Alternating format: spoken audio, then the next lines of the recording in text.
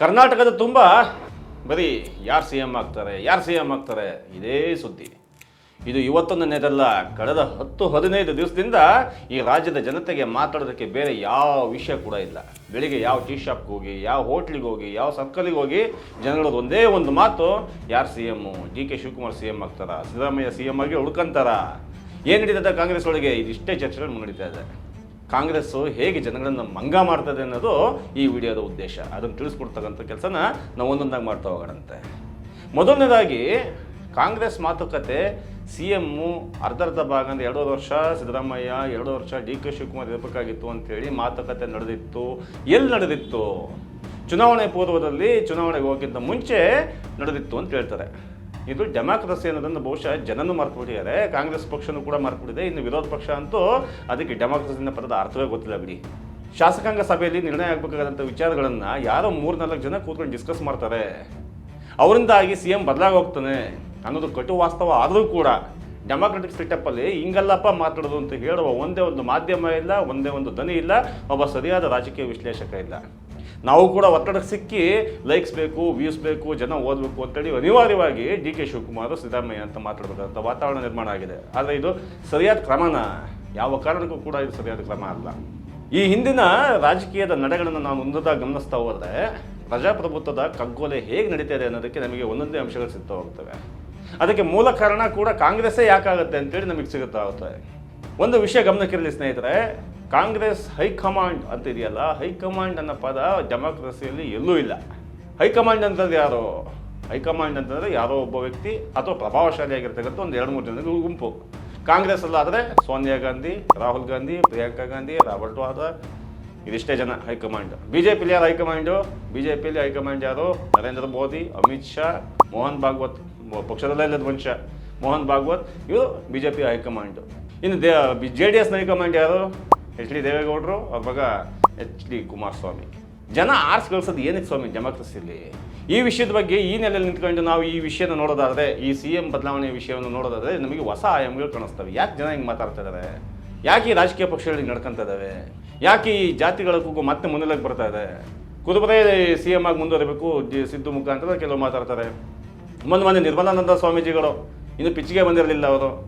ಅವ್ರು ತುಂಬ ಭಾಳ ದೊಡ್ಡ ವಿಶ್ವಮಾನವ ಸಂದೇಶಗಳನ್ನು ಮಾತಾಡ್ತಾರೆ. ಅವರು ಇಲ್ಲ, ಒಕ್ಕಲಿಗ ಜಾತಿಯ ಸಮುದಾಯಕ್ಕೆ ಸೇರಿದಂಥ DK ಶಿವಕುಮಾರ್ CM ಆಗಬೇಕು ಅಂತ ನಮ್ಮ ಆಶಯ, ನಮ್ಮ ಒಕ್ಕಲಿಗರ ಆಶಯ ಕೂಡ ಆಗಿದೆ ಅಂತ ಹೇಳ್ತಾರೆ.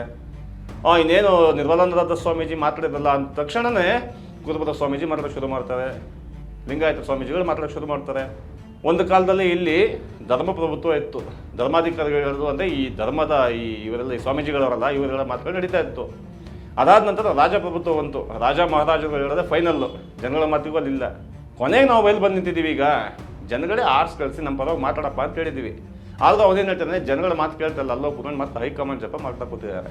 ಇದು ಯಾವ ಕಾರಣಕ್ಕೂ ಕೂಡ ಡೆಮಾಕ್ರಸಿಯ ದೃಷ್ಟಿಯಿಂದ ನಾವು ಈಗ ನಡೆಸ್ತಾ ಇರ್ತಕ್ಕಂಥ ಮೀಡಿಯಾ ಟ್ರಯಲ್ ಆಗಿರ್ಬೋದು, ರಾಜಕೀಯದ ಟ್ರಯಲ್ ಆಗಿರ್ಬೋದು, ಪ್ರಜಾಪ್ರಭುತ್ವಕ್ಕೆ ಒಂದು ನಾಡಿನ ಹಿತದೃಷ್ಟಿಗೋಸ್ಕರ ಖಂಡಿತವಾಗಿ ಒಳ್ಳೆ ಲಕ್ಷಣ ಅಲ್ಲ.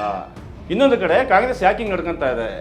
ಹೈಕಮಾಂಡ್ ಇನ್ನು ಮುಂದೆ ಮಾಡಿ ಯಾಕೆ ಹಿಂಗೆ ನಡ್ಕೊತಾ ಇದೆ ಅಂತ ನೋಡೋದಾದರೆ, ಕರ್ನಾಟಕ ರಾಜ್ಯ ಇದೆಯಲ್ಲ, ಕರ್ನಾಟಕ ರಾಜ್ಯ ಒಂದೇ ಇಡೀ ದೇಶದಲ್ಲಿ ಕಾಂಗ್ರೆಸ್ಗೆ ಅಂದರೆ ಈ ದೇಶದ ಕಾಂಗ್ರೆಸ್ಗೆ ಹಣದ ಸಂಪನ್ಮೂಲವನ್ನು ಒದಗಿಸಿಕೊಡ್ತಕ್ಕಂಥ ಶಕ್ತವಾಗಿರ್ತಕ್ಕಂಥ ರಾಜ್ಯ.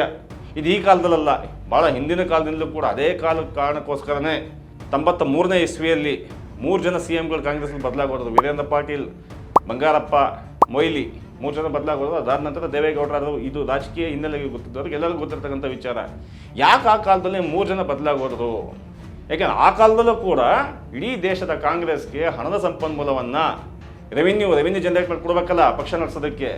ಆದರೆ ಅದಕ್ಕೆ BJP ಬೇರೆ ಎಲೆಕ್ಟ್ರಾ ಬಾಂಡ್ಗಳು ಮತ್ತೊಂದು ವಿಚಾರದ ಮುಖಾಂತರ BJP ಬೇರೆ ದಾರಿ ಹುಡುಕೊಂಡ್ರೆ, ಕಾಂಗ್ರೆಸ್ ಇನ್ನೂ ಹಳೆಯ ಕಾಲದಲ್ಲೇ ಇದೆ. ಅವರಿಗೆ ಇಲ್ಲಿ ದುಡ್ಡುಗಳನ್ನು, ಇಲ್ಲಿಯ ರೆವಿನ್ಯೂನ, ಇಲ್ಲಿಯ ಶಕ್ತಿಯಾದ ಪವರ್ನ ಯೂಸ್ ಮಾಡಿ ಇಲ್ಲಿಂದ ತಗೊಂಡೋಗಿ ಕೊಡಬೇಕು.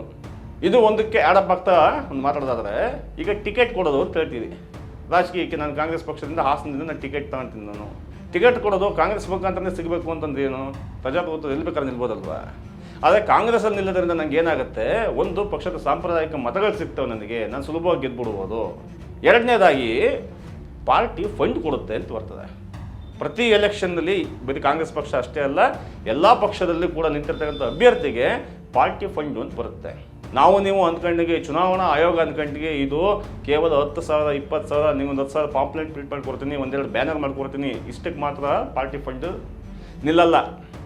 ಆ ಪಾರ್ಟಿ ಫಂಡು ಒಂದು ಇಡೀ ಕ್ಷೇತ್ರದ ಎಲೆಕ್ಷನ್ ನಡೆಸೋದಕ್ಕೆ ನಾವೀಗ ನೋಡ್ತೀವಲ್ಲ, ಹೆಂಡ ಹಂಚೋದು, ದುಡ್ಡು ಹಂಚೋದು, ಸೀರೆ ಹಂಚೋದು, ರವಿಕೆ ಹಂಚೋದು, ಇದೇನೆಲ್ಲ ಹಂಚೋದೆಲ್ಲ ಇದೆಯಲ್ಲ, ಇದೆಲ್ಲವಕ್ಕೂ ಸೇರಿ ಒಂದು ಪಾರ್ಟಿ ಫಂಡ್ ಅಂತ ಕೊಡುತ್ತೆ. ಅದ್ರ ಜೊತೆಗೆ ಪಾರ್ಟಿಯ ಚಿಹ್ನೆ ಕೊಡುತ್ತೆ, ನೀನು ನಿಂತ್ಕೊಂಡು ಗೆದ್ಕೊಂಬಾರಪ್ಪ ಅಂತೇಳಿ. ಪಾರ್ಟಿ ಫಂಡ್ ಕೊಡೋದಕ್ಕೆ, ಒಬ್ಬ ಅಭ್ಯರ್ಥಿ ಕೊಡೋದಕ್ಕೆ ಆ ಪಾರ್ಟಿಗೆ ದುಡ್ಡಿಲ್ಲಿಂದ ಬರಬೇಕು. BJPಗಾದರೆ ಅವರು ಕೂಡ ಇದೇ ರೀತಿ ಯಡಿಯೂರಪ್ಪನವ್ರು CM ಆಗಬೇಕಾದ್ರೆ ಅದೆಷ್ಟು ಕಪ್ಪ ಕೊಟ್ಟಿದ್ರು ಅಂತ ಎಲ್ಲರಿಗೂ ಗೊತ್ತಿರ್ತಕ್ಕಂಥ ವಿಚಾರ. SR ಬೊಮ್ಮಾಯಿ ಅಚಾನಕ್ಕಾಗಿ ಹೋಗ್ಬಿಟ್ರು. ಹೀಗೆ ಎಲ್ಲರೂ ಕೂಡ DK ಶಿವಕುಮಾರ್ ಆಗಿರ್ಬೋದು, ಇನ್ನೊಬ್ಬರಾಗಿರ್ಬೋದು, ಮುಂದೆ ಇರ್ತಕ್ಕಂಥ ವಿಚಾರ ನಾವೇನು ಹೇಳ್ಕೊಟ್ಟಿದ್ದೀವಿ ವಿಡಿಯೋ ಮುಖಾಂತರ ಅಂತಂದರೆ, ಒಂದು ಪ್ರಜಾಪ್ರಭುತ್ವದ ವ್ಯವಸ್ಥೆಯೊಳಗೆ, ಶಾಸಕಾಂಗ ಸಭೆಯೊಳಗೆ ಅಥವಾ ಒಂದು ವಿಧಾನಸೌಧದ ಒಳಗೆ ಅಥವಾ ಒಂದು ಲೋಕಸಭೆಯೊಳಗೆ ಚರ್ಚೆ ಆಗಿರ್ತಕ್ಕಂಥ ವಿಚಾರ ಹಾದಿ ಬೀದಿಯಲ್ಲಿ ನಡೆಯೋಕ್ಕೆ ಶುರು ಮಾಡಿದ್ರೆ ಅದಕ್ಕೆ ಬೇರೆದೇ ಒಂದು ಶೇಡ್ ಇರುತ್ತೆ. ಅದು ಬಿಟ್ಟು ಕಾಂಗ್ರೆಸ್ ಆಗಿರ್ಬೋದು, BJP ಆಗಿರ್ಬೋದು, ಇಡೀ ಜನಗಳನ್ನು ಮಂಗ ಮಾಡ್ತಾ ಇದೆ. ಅದು ಹಿಂದೆ ಇರ್ತಕ್ಕಂಥದ್ದು ರೆವಿನ್ಯೂ ಅಕ್ಯುಮುಲೇಟ್ ಮಾಡೋವಂಥದ್ದು, ಪವರ್ ಅಕ್ಯುಮುಲೇಟ್ ಮಾಡೋವಂಥದ್ದು, ಈ ವಿಚಾರಗಳನ್ನು ಮರೆಮಾಚಿ ಹಂಗೆ ನೋಡೋಕೆ ಹೋದರೆ ಯಾವ ಕಾರಣದಿಂದಲೂ ಕೂಡ ಯಾರೇ ಒಬ್ಬರು ಚಾಲೆಂಜ್ ಮಾಡಲಿ ಡಿಸೆಂಬರ್ 1ಕ್ಕೆ ಅನೌನ್ಸ್ ಆಗುತ್ತೆ ಅಂತ ಹೇಳ್ತಾರಲ್ಲ, ಡಿಸೆಂಬರ್ 1ಕ್ಕೂ ಕೂಡ ಸಿದ್ದರಾಮಯ್ಯನವರೇ CM ಆಗಿ ಮುಂದುವರಿತಾರೆ. ಇನ್ನು ಉಳಿದವರೆಲ್ಲ ಏನೇನು ಆಗ್ತದೆ ಗೊತ್ತಿದೆ, ಖಾತೆಗಳು ಬದಲಾಗಬಹುದು. ಆದರೆ CM ಬದಲಾವಣೆ ವಿಚಾರ ಅಂತೂ ಖಂಡಿತವಾಗಿಯೂ ಸಾಧ್ಯ ಇಲ್ಲ. ರಾಜಕೀಯ ವಿಶ್ಲೇಷಕರನ್ನು ಯಾರನ್ನೇ ಕೇಳಿ, ಸಿದ್ದರಾಮಯ್ಯ ಹಿಂದ್ಗಡೆ ಈಗಲೂ ಕೂಡ 70-80 ಜನ ಗಟ್ಟಿ ಶಾಸಕರುಗಳಿದ್ದಾರೆ. ಈಗ DK ಶಿವಕುಮಾರ್ ಹಿಂದ್ಗಡೆ ಒಂದು 20-30 ಜನ ಇರ್ಬೋದು. ಆ 30-40 ಜನ ಕಟ್ಕೊಂಡು ಏನು ಮಾಡೋಕ್ಕಾಗತ್ತೆ? BJP ಜೊತೆ ಸೇರ್ಕೊಳ್ಳೋಕ್ಕಾಗತ್ತಾ? JDS ಜೊತೆ ಹೋಗಿ ಸೇರ್ಕೊಳ್ಳೋಕ್ಕಾಗತ್ತಾ? ಯಾವ ರಾಜಕೀಯ ವಿಶ್ಲೇಷಕರನ್ನೇ ಕೇಳಿ, ಯಾವ ಪಂಡಿತರನ್ನೇ ಕೇಳಿ, ಇದು ಅಸಾಧ್ಯವಾದ ಮಾತು.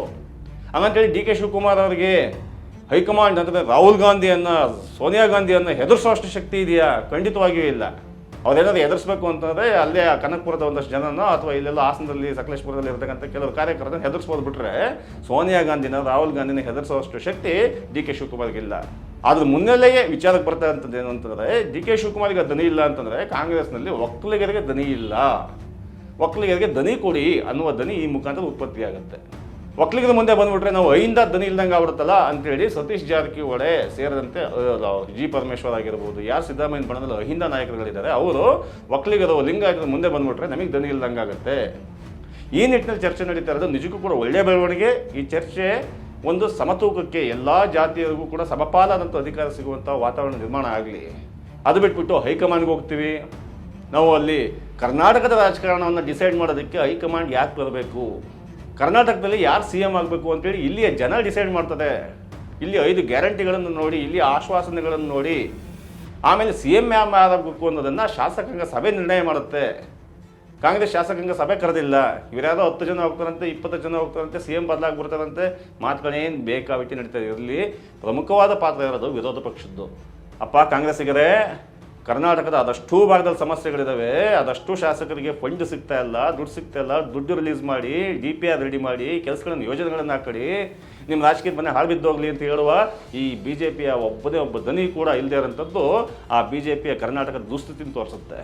ಒಂದು ವೇಳೆ BJPಯ ಶಾಸಕರು ಗಟ್ಟಿಯಾಗಿ ಈ ಕ್ಷಣದಲ್ಲಿ ಇಲ್ಲ ಸಿದ್ದರಾಮಯ್ಯನ ಕೆಡವೇ ಬಿಡ್ಬೋದು ಅಂತ ಅವರು ಮೇಲೆ ದಡ್ಡರಂಗೆ ಕೂತ್ಕೊಂಡ್ಬಿಟ್ರೆ ಆಗಿರ್ತಕ್ಕಂಥ ಕತೆ ಈಗಿನ ಸನ್ನಿವೇಶಕ್ಕಿಂತ ಏನು ಭಿನ್ನ ಆಗಲ್ಲ. ಒಂದು ವೇಳೆ ಇವತ್ತು ಜಾಸ್ತಿ ಜವಾಬ್ದಾರಿ ಇದ್ದಿದ್ದೆ ಆದರೆ ಖಂಡಿತವಾಗಿಯೂ ಕೂಡ ಜವಾಬ್ದಾರಿ ಜಾಸ್ತಿ ಇರಬೇಕಾಗಿರೋದು ಸಿದ್ದರಾಮಯ್ಯಂಗಲ್ಲ, DK ಶಿವಕುಮಾರ್ಗಲ್ಲ. ಖಂಡಿತವಾಗಿ ಜವಾಬ್ದಾರಿ ಇರತಕ್ಕಂಥದ್ದು ಈ ರಾಜ್ಯದ ವಿರೋಧ ಪಕ್ಷವಾದಂತಹ BJPಗೆ. ಆ BJP ನಾಯಕರುಗಳು ನಿಮ್ಮ ಈ ಆಟಗಳನ್ನು ನಿಲ್ಲಿಸ್ಬಿಡಿ, ಜನಗಳನ್ನು ಮಂಗ ಮಾಡೋಕ್ಕೆ ಹೋಗ್ಬಿಡಿ, ನಾವು ರಾಜಕೀಯ ಮಾಡಿದ್ದೀವಿ ಅಂತ ಕೇಳೋ ಒಂದು ಗಟ್ಟಿ ದನಿ ಬೆಳೆಸ್ಕೊಳ್ತಕ್ಕಂಥ ಅವಶ್ಯಕತೆ BJPಗಿದೆ. ಆದರೆ BJP ಯಾಕೆ ಮೌನವಾಗಿದೆಯೋ ಗೊತ್ತಿಲ್ಲ. ಮುಂದೆ ಏನಾಗುತ್ತೆ ನೋಡೋಣಂತೆ. ಒಂದು ವೇಳೆ ಆ ರೀತಿ CM ಬದಲಾವಣೆ ಆಗೇ ಹೋಯಿತು ಅಂತಂದರೆ ಈ ದೇಶ, ಬರೀ ಕರ್ನಾಟಕ ರಾಜ್ಯ ಮಾತ್ರ ಅಲ್ಲ, ಇಡೀ ದೇಶನೇ ಭಾಳ ದೊಡ್ಡ ಪಲ್ಲಟಕ್ಕೆ ಕಾರಣ ಆಗುತ್ತೆ. ಆ ಥರ ಆಗುತ್ತಾ ಅನ್ನೋದನ್ನು ಕಾದು ನೋಡೋಣಂತೆ. ಧನ್ಯವಾದಗಳು.